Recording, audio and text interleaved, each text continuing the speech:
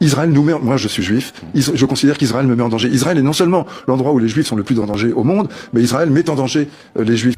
Le Hamas n'a pas déclaré la guerre à Israël. Israël occupe des territoires palestiniens qui sont dans lesquels la population a le droit de se défendre. Donc cette guerre, c'est une guerre que Israël mène aux Palestiniens depuis des décennies et dont nous assistons à un épisode particulièrement sanglant, particulièrement atroce. Et dès lors qu'une seule partie a le droit de se défendre alors qu'il y a deux parties, et qu'en plus la deuxième partie, c'est-à-dire la partie palestinienne, est la partie agressée, pourquoi est-ce que, par exemple, dans de nombreux pays dans le monde, on considère qu'il y a un scandale de deux poids, deux mesures? Parce que quand la Russie attaque l'Ukraine, on se réfugie derrière le droit international pour justifier et je pense qu'on le fait à juste titre, au demeurant, pour justifier un armement, une aide significative apportée à l'Ukraine. Et pourquoi est-ce que lorsque Israël attaque la Palestine, occupe la Palestine, le droit international s'évapore et la seule chose qu'on demande, c'est faire passer quelques anesthésiques et quelques sacs de vivres. Là, il est évident qu'il y a un deux poids deux mesures insupportable et que dans le monde entier, ça c'est visible comme le nez au milieu de la figure.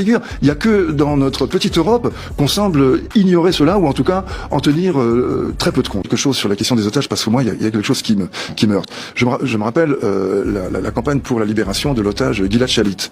On parlait de lui comme un otage, il y avait un grand portrait affiché de lui de 10 mètres de haut. Un soldat franco-israélien capturé dans un char Merkava qui était sur une ligne de front, c'est-à-dire à la limite de la frontière, enfin de la barrière de Gaza, et on se référait à lui comme d'un otage, en permanence, comme s'il avait été kidnappé. Mais un soldat en activité ne se fait pas kidnapper, il se fait capturer et il est prisonnier de guerre. Il y a une sorte de distorsion sémantique que l'on voit à l'œuvre en permanence. Par exemple, on apprenait il y a peu de temps que 3000 personnes viennent d'être arrêtées en Cisjordanie, qui viennent s'ajouter aux milliers de détenus déjà présents dans les geôles israéliennes, sans aucun motif, sans avocat, sans dossier juridique, et avec des peines prononcées sur le plan administratif indéfiniment reconductibles. Tous ces gens-là, est-ce que ce sont pas des otages aussi? Est-ce que ce sont pas tout simplement pris en otage? Donc Israël devrait être aussi considéré comme un pays qui détient des milliers d'otages. Alors, ça permet un peu d'équilibrer la chose et d'éviter d'entrer dans le discours de Netanyahou, selon lequel on assiste au combat de la lumière contre les ténèbres, de la civilisation contre la barbarie, cette espèce de ultra-polarisation reprise à leur compte par nombre d'observateurs ici en Europe, qui sont extrêmement choquantes aux yeux de pas mal de gens, y compris dans notre pays et dans le monde entier.